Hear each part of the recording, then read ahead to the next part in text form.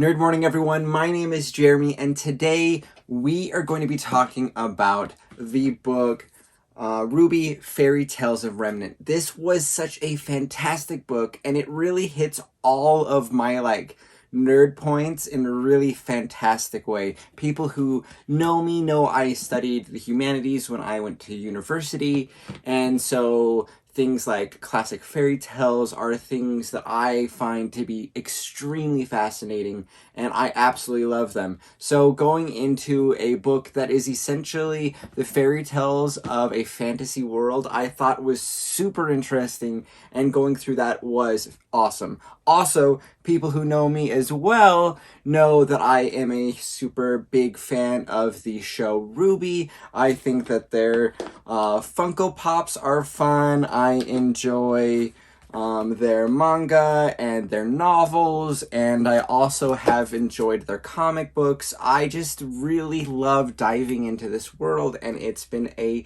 joy to do that. And this book has a new added layer to this world, and being able to explore that a little deeper is a really satisfying experience. So this book has a bunch of different short stories that are like fairy tales of this world, and so they're not necessarily true. In fact, they are probably not, but there seems to be kernels of truth in there which are awesome and really, really interesting. And if you are a fan of the show, you'll recognize a few of these. Inside of the table of contents, they have kind of this stack of different things there. Some of the stories that they have are two different origin stories for the Faunus, and I thought that was really interesting because we've never really had explained to us what the origin of the Faunus really is, and so that was cool to have two possibilities.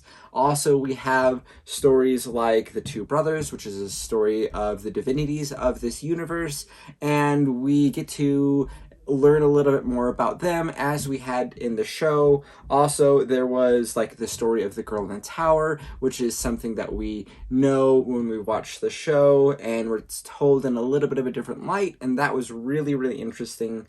Also, there are some horror elements to this. There was like the Grim Child, which was kind of a scary story, and overall different things that are supposed to be teaching wisdoms or origins or different stuff like that, and I found that to be really, really cool.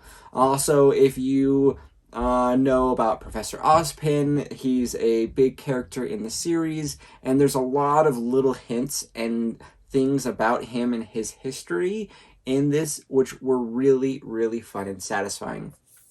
I think that one of the most powerful things that we can get inside of diving deeper into a world is to see what are the types of things that would influence the way they think, and that would be the stories that they're taught and how their history has unveiled in order to be able to get us to the point in the story where we dive into it and where we're told the main aspects with the main characters, and seeing how they would think or the stories that they were influenced by, I find to be extremely cool. And this book really did that for me. It made it so I could go, oh, I can see how Blake, with some of these type of Faunus type tales that she grew up with, would have some of these type of thoughts, and how we have huntresses and hunters who have been inspired and thought about with different stories, and they feel like, oh, I want to be one of the heroes of the tales like RWBY does.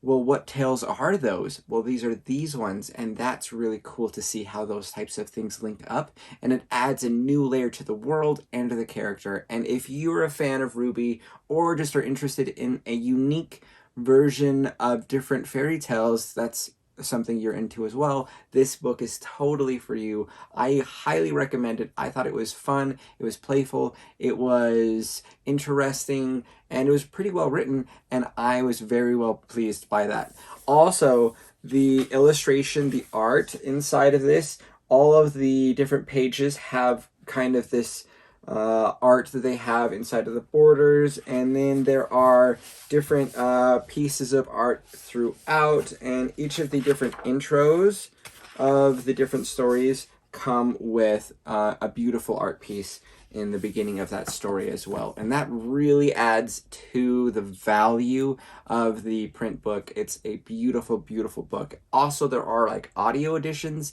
and some of the characters from the show actually narrate them. And so if you really are interested in audiobooks, they're really fantastic as well for the story.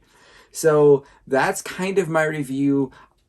I really enjoyed this. Let me know what your thoughts are on this book, and thank you guys so much for watching. You can find me on my other social media platforms like Instagram or Twitter at Nerd Morning. Also, I have a gaming channel where I talk about video games and things like that, and that's the Nerd Morning Gaming channel on YouTube. Thank you guys so much for watching, and we'll catch you guys next time.